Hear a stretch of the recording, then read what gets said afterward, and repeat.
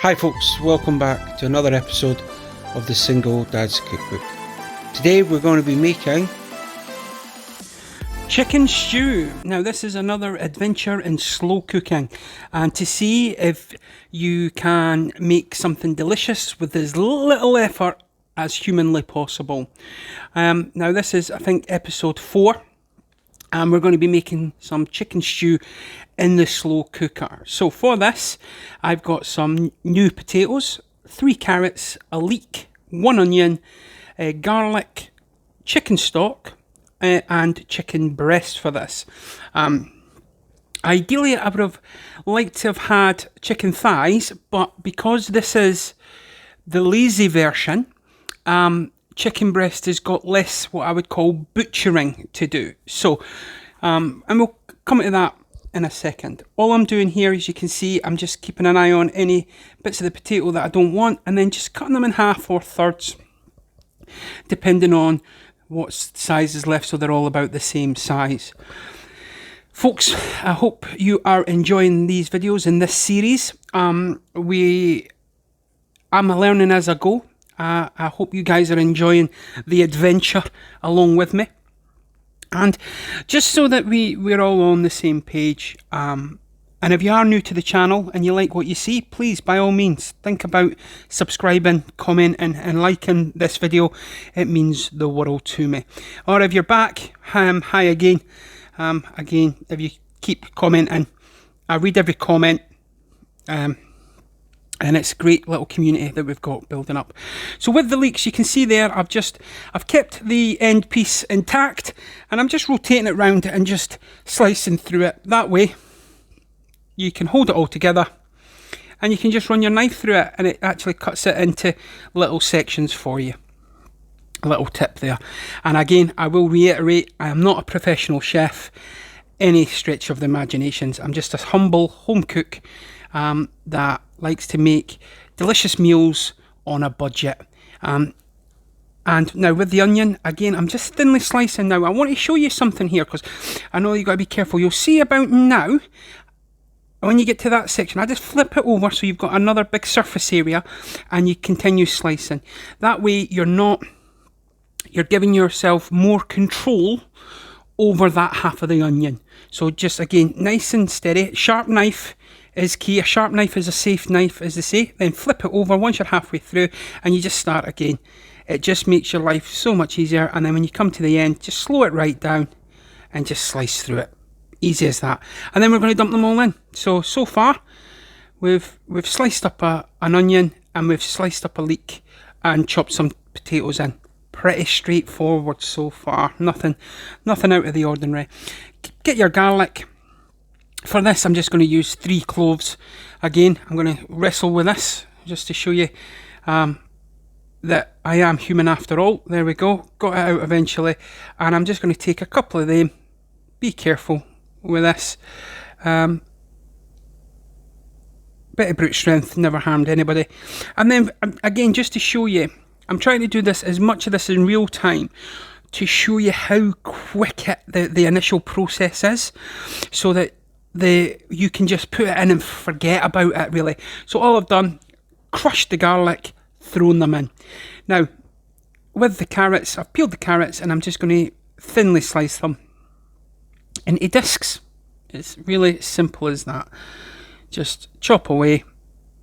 Again, take your time, but you want them about that size so they break down. And again, just when you've got something bigger, just chop through it until you've got them all there. Just really straightforward.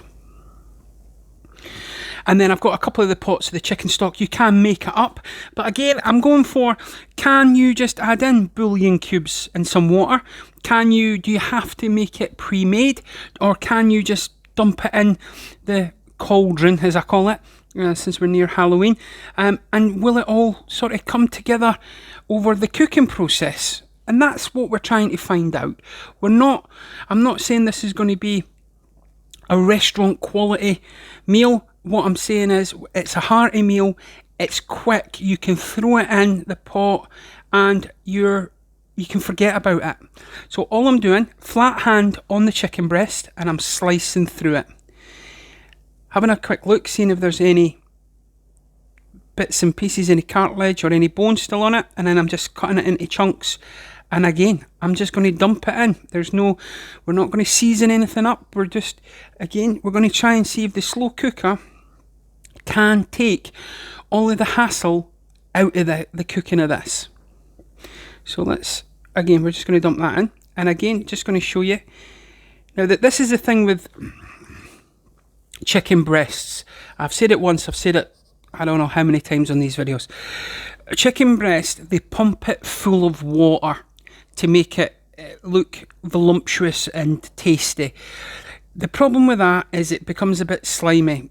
So, and if you look there, see, look, there's a big bit bone, and that's what you're checking for. So again, just a nice flat palm, slicing through, and you can see what I mean by all that excess water that's been pumped into that chicken. If you look at the state of the board there. So you could pat it down with a kitchen roll.